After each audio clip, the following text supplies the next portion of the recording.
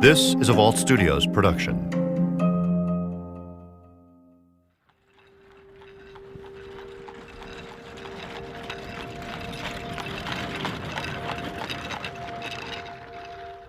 A few years ago, I drove out to a small county in western Kentucky called Todd County.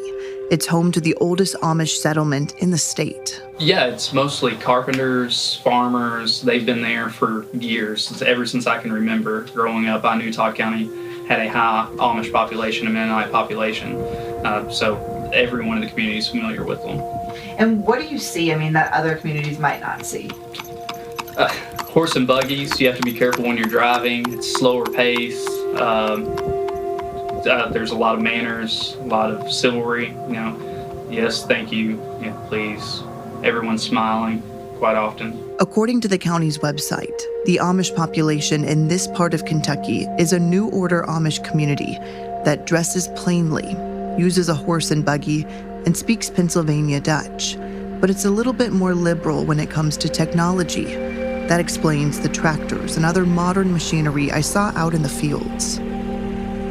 Still, in many ways, it felt like I was entering a different world than the one I live in every day, a world that revolves around peace and tranquility. I think anybody can start where they are now. No offense to your business, but get rid of the TV, get rid of the modern, just make some changes, starting today. That's the lifestyle Marjorie and Amos Yoder chose for themselves when they settled down in this part of the state. By the summer of 2015, 4 years before I visited, both were in their 70s, living in a quiet community called Guthrie. Amos was known in the community as a skilled carpenter, and nearby residents told the local paper he and Marjorie were wonderful neighbors who would do anything for you. That's why nobody in Guthrie could believe what happened inside their home in the summer of 2015. What was the state of the residents when your crime scene investigators were there? Did it look like it had been ransacked? That's a good way to put it. It looked like it had been ransacked. There was stuff that was obviously out of place, documents that were left on the floor, different things that should have been put in drawers, in closets that were out of place.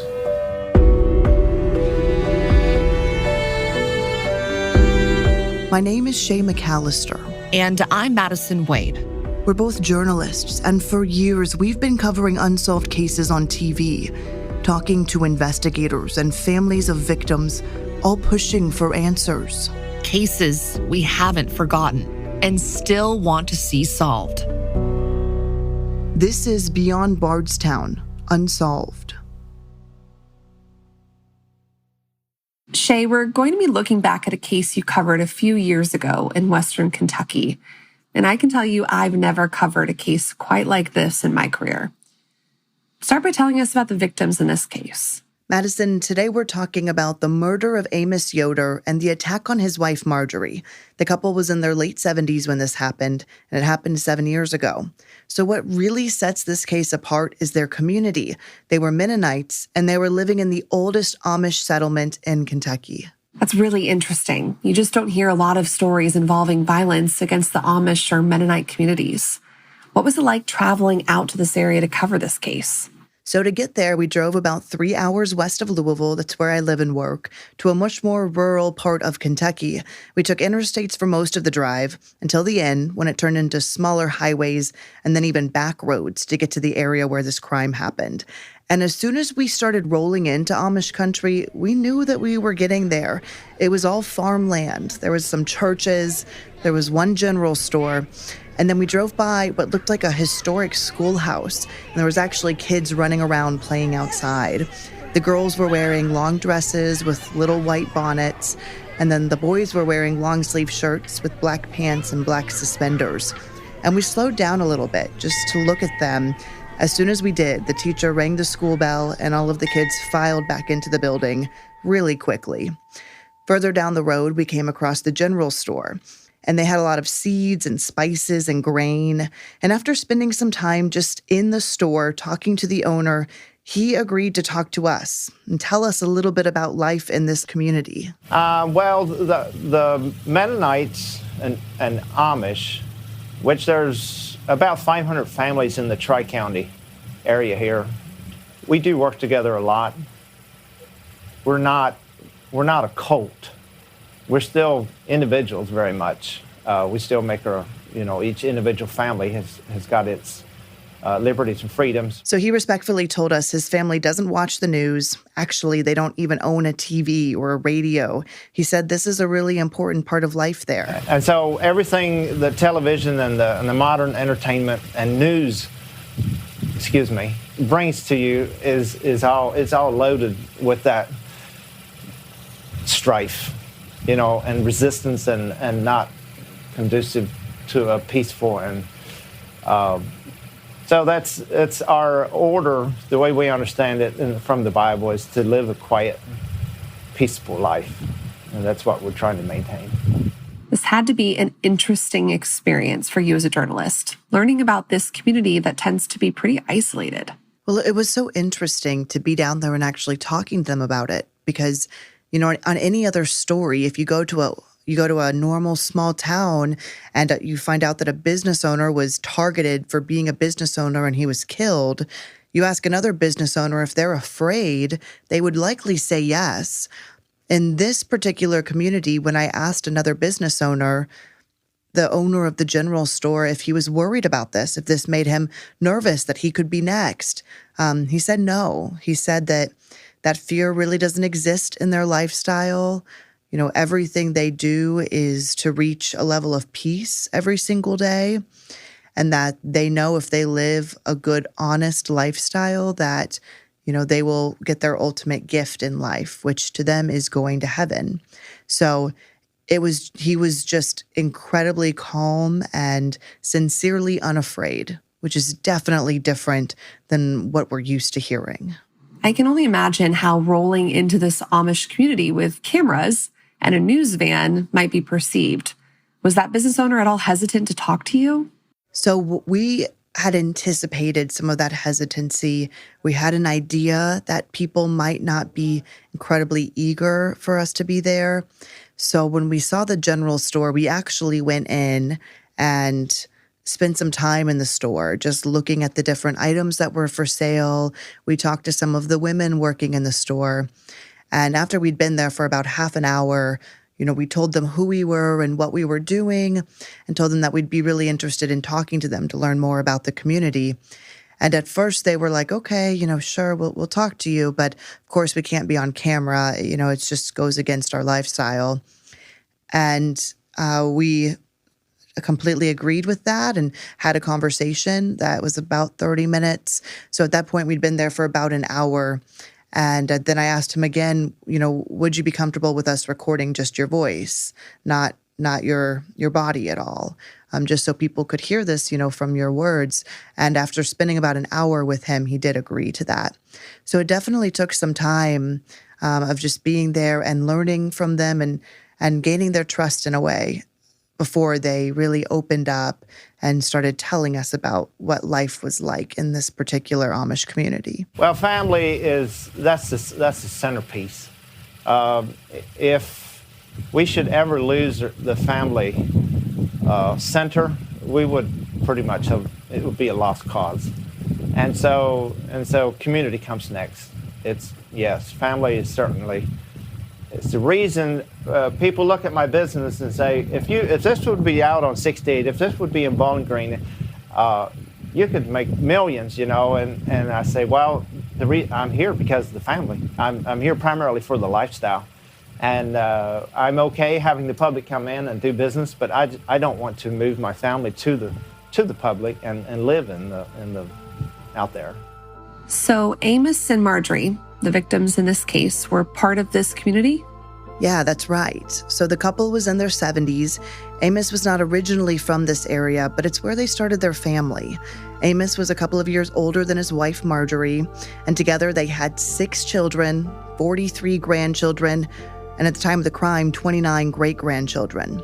We only have one picture of the couple, and in that picture, they were dressed in traditional Amish clothing.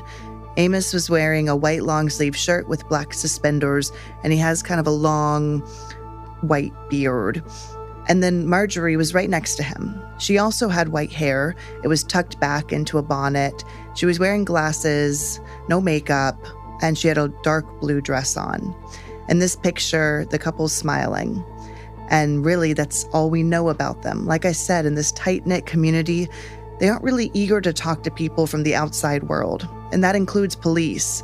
A state police officer actually told us about this when we asked him about the officer's relationship with the Amish community. What would you say typically about crime in the Amish community? Is it rare? Is it non-existent?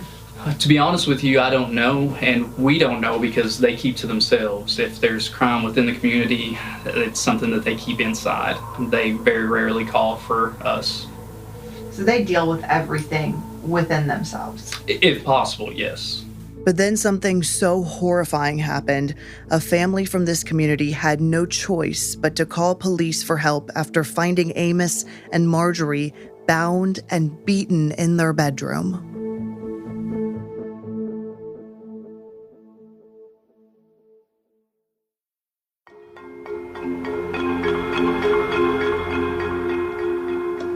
It takes a special kind of offender to harm someone that cannot protect themselves. When I covered this case back in 2019, it was in the hands of Kentucky State Police Sergeant John McGee. I've been reviewing the murder case of Amos Yoder that initiated with the robbery of him and his wife, Marjorie Yoder.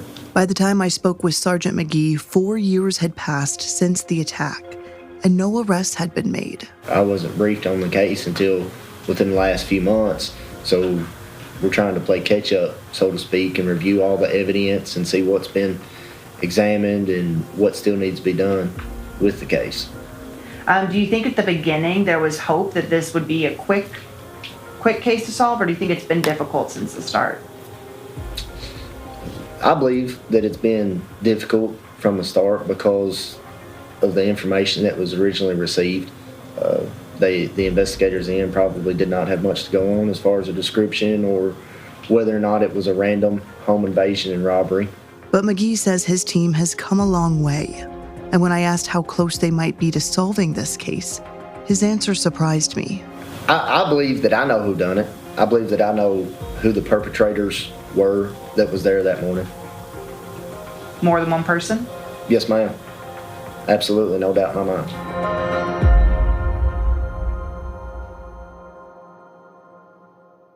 Shay, backing up just a little bit, you've been telling me about this Amish and Mennonite community in Guthrie, Kentucky, that keeps to itself and has pretty strict beliefs about avoiding influences from outside their faith. But then, as you mentioned, something so horrible happens that forces them to bring in outsiders for help. Exactly. So here's what we know about that day. A family member was bringing food over to Amos and Marjorie at their house. Police said that this was normal and the family was expected. So the house sat toward the front of a farm. There was no neighbors on either side. Remember, it's a pretty rural area out here, but there's a pretty clear view of the house from the road. So the family walk up to the house, and immediately they know that something is not right. We talked to state police about what happened next. The residence was usually kept secure throughout the night, but whenever the family members arrived at the residence, the door to what they referred to as the washroom was located, and it was standing open upon the family members' arrival. So the door was just wide open when they got there? Yes, ma'am. I'm guessing that's when they knew something was wrong? Yes, ma'am. After they went inside the residence, they could hear Miss Yoder yelling for help, and then that's when the family member located them inside the bedroom. Both of them were inside the bedroom? Yes, ma'am. And Amos was already dead? That's correct. Madison, so this is what they found in the bedroom. It was horrifying, especially for those family members who made the discovery. Police tell us both Amos and Marjorie were tied up and badly beaten. It was such a violent attack, there was blood splatter around the room, and Amos was dead. Family called 911, and Marjorie was rushed to the local hospital. But her injuries were so severe, she had to be care flighted to a larger trauma center down in Nashville. Luckily, she did survive that attack. So, Shay, this crime must have just happened for that other family member to walk in with groceries and for Marjorie to still somehow be alive. Yeah, so here's what we know about the timing. The family arrived around 8 o'clock in the morning. That was the time they told Amos and Marjorie that they'd be there. And Amos, of course, was dead. Marjorie was barely alive, but she was alive, yelling for help when they got there. Police tell us, based on the story and the timeline that they have put together, they think this crime happened sometime between 2 a.m. and 8 a.m. And Marjorie does remember being awakened from sleep, so that would make sense. Both victims were asleep, and they were awakened by the perpetrator standing over the top of them, yelling and demanding money. Another interesting thing police added was that they don't think that the intruder in this case had a plan to kill them. They say that they think the intruder came in with the intent to rob them, to take what they assumed was a large sum of cash. We are not for sure how much money was taken. We suspected it was several $1,000s. But that they didn't really want to kill them. And so that could have been an unexpected turn for everyone. Undoubtedly, somebody involved, this has been eating at them. They are not typically capable of killing someone. They didn't intend to kill someone that morning. And I believe that over the last 3.5 years, they've struggled with the crime that they committed. And to that person, we want to hear their side. I suspect that it wasn't an intentional killing, but I need to hear their side of the story to help us catch the people that really did mean to harm Mr. and Mrs. Yoder. Shay, it really does seem like a miracle Marjorie survived this, just given how horrific the attack was. How is she doing now? So, Madison, really all we know about Marjorie is what police were able to get from her early on in the investigation when they were interviewing her in the hospital. You know, like we talked about with these Amish communities, it's really important to stay distant from the outside world. And while we extended an invitation to them to be part of the story, we would have loved to talk to anyone in the family. And police passed on our message. Everybody declined. Nobody really wanted to say anything more about it. And it's been 7 years. Of course, for that family, life will never be the same. After something like this, how could it? But for many in this community, things have returned to the life that they knew before. When I asked the man who runs that general store what he thought about the crime, if it scared him, you know, he's a business owner, if it made him worried that something could happen to him that's similar, he said that death isn't scary as long as you live the life the way you should before you're gone. I'm thinking back to the crime scene. Obviously, getting help from Marjorie was the priority. But what was happening with the investigation at that point? You mentioned blood spatter. I can imagine police were eager to collect that for possible DNA testing. And I know it's important to collect that kind of evidence as quickly as possible. Absolutely, Madison. That kind of evidence can be key in tying someone to the case in the future. But the blood was only part of the crime scene that caught the attention of police. The detective told us there was literally a trail of evidence left behind that helped police piece together what had happened there. After reviewing the pictures, whenever they was first processing the scene, we was able to tell where the victims were at different times during the assault. And I think that has helped us kind of put a timeline together with the incident. Police were able to create their own timeline. And then when Marjorie was stabilized, she was able to fill in some blanks from the hospital. She told police that they were asleep in bed and they woke up to someone standing above them demanding money.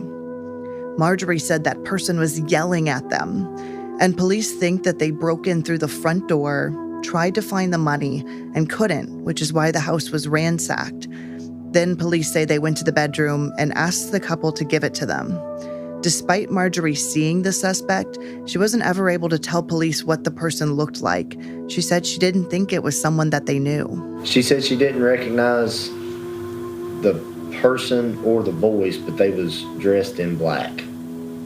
That was the best description that she could give us. I believe at the time of the morning it was low light, as you can imagine, and she just wasn't able to give a good description. And so she couldn't say like male or female, certain ages, anything like that, just person dressed in black. Correct. Did police have any idea why the suspect chose their house? Was it something personal maybe they had against them? Police told us that they think the intruder was from the outside of the Amish community, and that would make sense as to why Marjorie didn't recognize them. Remember, they stay fairly secluded from the outside world. But they do think that the suspect knew Amos and Marjorie. Police say they think they picked that certain house for a reason. Have police ever had any suspects in this case? Did the evidence collected or DNA testing ever lead anywhere? Not yet. And this happened 7 years ago. Police say they also collected fingerprints from that scene, and they actually put them in a system where they're still comparing them to new fingerprints, even that are being added today. They say they think that that's where their best chance at solving this crime will come from. That or someone talking. Madison, I'm sure you hear it all the time when you're covering these cases. Yeah, definitely, Shay. Police and people always hope a guilty conscience might inspire someone to come forward, but 7 years, it may seem like a lot of time, but when we're covering these cold cases, some of them are, 20 and 40 years old. The longer a case goes, that guilt just builds up over time. Absolutely, and it's something that detectives are banking on in this case. They're really hoping that there's someone out there that knows something that eventually decides to come and speak up. Well, it could be something as simple as somebody driving too fast in the morning of June 28, 2015. Early that morning, somebody could have been remembered being run off the road or seeing a car that was driving too fast through the city limits. It could be something as simple as that. Anybody that may have been what we would refer to as casing the area in the days or evenings prior to June 28th. Anything that the citizens of Todd County might have seen like that could be a huge break for us. It might not seem like a big deal to them, but it could be huge for us in this investigation.